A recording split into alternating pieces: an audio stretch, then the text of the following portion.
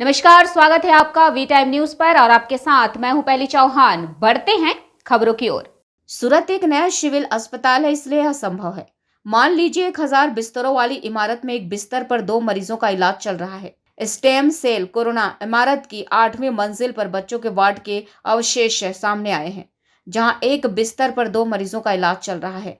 इस वीडियो के सामने आते ही जिम्मेदार अधिकारियों की लापरवाही उजागर हो गई है। રોજના મેં કીધું એ પ્રમાણે 270 થી 300 દર્દીઓ અમારી પાસે ઓપીડી બેઝ ઉપર આવે છે.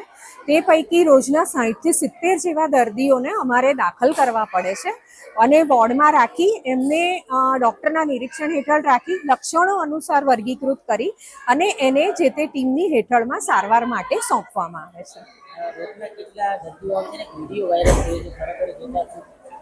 હાજી, આપને જ્યારે પણ અમારી ઇમરજન્સીના દિવસે દર્દીઓ દાખલ થાય છે ત્યારે એ દિવસે ઇમરજન્સી ટીમ દ્વારા દર્દીઓને જે એકબીજાનો ચેપ ન લાગે એવા દર્દીઓને સાથે રાખવામાં આવ્યા હતા, જેથી એ દર્દીઓને નિરીક્ષણમાં રાખી અને એમના લક્ષણોને અનુસાર વર્ગીકૃત કરી પ્રોફેસર દ્વારા એમની તપાસ કરી અને જરૂરી સારવાર નક્કી કરી એમને જે તે ટીમને સોંપવામાં ડૉક્ટર્સની ટીમને સોંપવામાં આવે. એટલે એ દરમિયાન જે તે બાળકોનો એક વિડીયો આપને સોશિયલ મીડિયા ઉપર જોવા મળી રહ્યો હતો.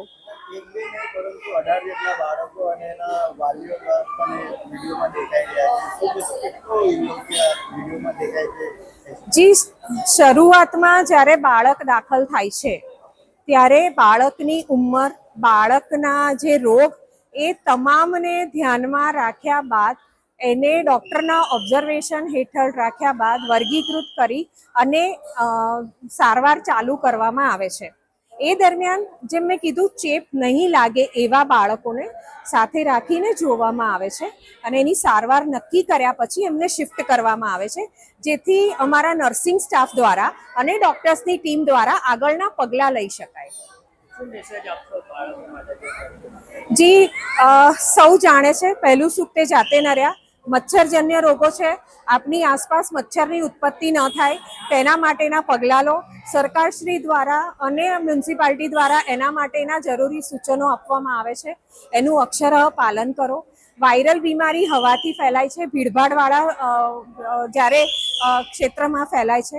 જો તમારું બાળક માંદું છે, નાનું છે, તો આવી જગ્યાએ જવાનું ટાળો અને આપના ઘરમાં કોઈ બીમાર છે તો બાળક એના સીધા સંपर्कમાં ન આવે એની તકેદારી રાખો. वी टाइम न्यूज के लिए सूरत से अंकित दुबे की रिपोर्ट।